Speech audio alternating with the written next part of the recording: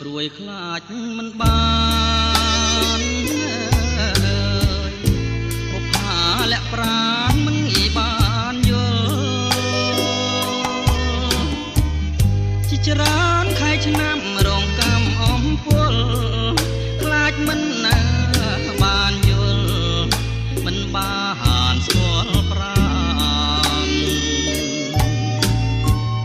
រសៀលផ្កាអើយកាអូនចោលក្លិន